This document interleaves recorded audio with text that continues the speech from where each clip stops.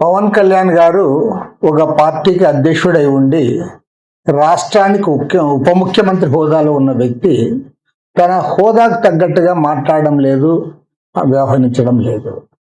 ఒక మాటలో చెప్పాలంటే ఇటీవల కాలంలో ఏమీ లేని దానిపైన ప్రొఫెసర్ నాగేశ్వర్ గారు ఒక ఛానల్లో ఏదైతే విశ్లేషణ చేశాడో ఆ విశ్లేషణకు సంబంధించి వివాదం ఉంటే దాన్ని ఖచ్చితంగా పార్టీ తరఫున ఖండించాల్సిందే. ఆయన అన్న మాటలు ఏమంటే అమిత్ షా గారికి ఇద్దరు ఫ్రెండ్సే, అటు తెలుగుదేశం ఇటు వైఎస్ఆర్ కాంగ్రెస్ పార్టీ జనసేన పార్టీలు మూడు కూడా ఆయనకి ఫ్రెండ్స్ అన్నట్లుగా మాట్లాడాడు అంతే. అందులో అర్థం అంతకుమించి ఏం లేదు. చంద్రబాబు నాయుడు గారు ఇన్స్టెంట్ ఫ్రెండ్ అయితే జగన్మోహన్ రెడ్డి పర్మనెంట్ ఫ్రెండ్ అన్నట్లుగా ఆయన మాట్లాడాడని చెప్పి ప్రొఫెసర్ గారు ఛానల్లో విశ్లేషించారు. అది వాస్తవం కాకపోతే వాస్తవం కాదని బీజేపీ వాళ్ళే చెప్తారు. జనసేనగా మీరు కూడా చెప్పొచ్చు, తప్పులేదు. కానీ దాన్ని మరింతగా పెంచి పెంచి పెంచి చివరికి పోలీస్ స్టేషన్లో కేసులు పెడతాం, అరెస్ట్ చేస్తాం, జైల్లో పెడతామంటే దీన్ని ప్రజాస్వామ్యం అనిపించుకుంటుందని నేను అడుగుతాను.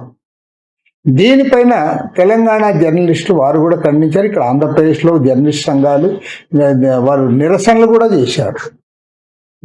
దీన్ని ఒక ప్రాంతీయ వైరుధ్యంగా మార్చడానికి కొంతమంది మాట్లాడితే అగ్నికి ఆజ్యం పోసే పద్ధతుల్లో పవన్ కళ్యాణ్ గారు అక్కడికి వెళ్ళి హైదరాబాద్లో ప్రెస్ మీట్ పెట్టి మరింతగా దిగజారి మాట్లాడాడు.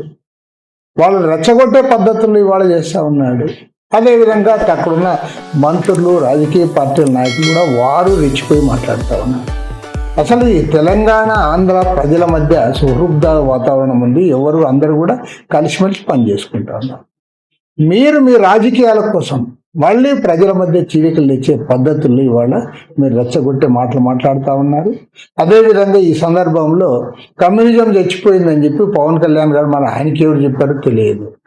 ఇవాళ 140 కోట్ల జనాభా ఉన్న చైనా దేశంలో కమ్యూనిస్ట్ పార్టీ అధికారంలో ఉంది, వియత్నాంలో కమ్యూనిస్ట్ పార్టీ అధికారంలో ఉంది, క్యూబాలో కమ్యూనిస్ట్ పార్టీ అధికారంలో ఉంది. దాదాపు 150 దేశాల్లో ఎర్రజెండా పార్టీలు, కమ్యూనిస్ట్ పార్టీలు, వర్కర్స్ పార్టీలు ఇప్పటికీ ప్రజల తరఫున పోరాటాలు చేస్తూ ఉన్నాయి. ఎక్కడో ఒక రాష్ట్రంలో ఎన్నికల్లో ఓడిపోతేనో గెలిస్తేనో కమ్యూనిజం వచ్చినట్లు పోయినట్లు కాదు. ఖచ్చితంగా ప్రపంచవ్యాప్తంగా కష్టజీవులు ఉన్నంతకాలం, శ్రమజీవుల దోపిడీ జరుగుతున్నంత కాలం ఈ పోరాటం అనేది కొనసాగి తీరుతుంది. అది తెలుసుకోకుండా అసలు పవన్ కళ్యాణ్ గారు మాట్లాడడానికి ఒకదానికి ఇంకోదానికి సంబంధమే ఉండదు. గద్దర్ నేనే ఆదుకున్నాను, అప్పుడు ఆయనకి నేనే కారు కొనిచ్చానంటావు. ఆంధ్రప్రదేశ్లో ఆయనకి విగ్రహం పెడతానంటావు. మరోవైపు నరేంద్ర మోడీకి వంత పాడతానంటావు.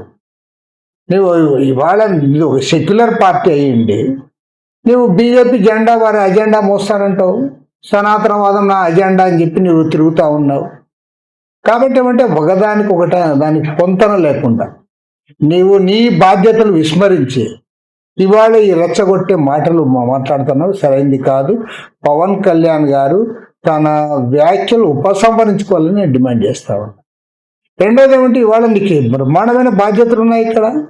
పంచాయతీరాజు, ఆర్డబ్ల్యూఎస్, అదేవిధంగా పర్యావరణము, ఎన్నో పనులు చేయడానికి అవకాశం ఉంది. నీ పార్టీని డెవలప్ చేసుకోవడానికి అవకాశం ఉంది. అవి వదిలిపెట్టి నువ్వు ఇవాళ బీజేపీ జెండా వాళ్ళ అజెండాను భుజాన మోసుకొని వాళ్ళ తరఫున పనిచేయడానికి పోతా ఉన్నావు. చివరికి హైదరాబాద్కు పోయింది కూడా నీవు అందుకే. కాబట్టి వైఖరి మానుకోవాలని చెప్పి కోరుతావు.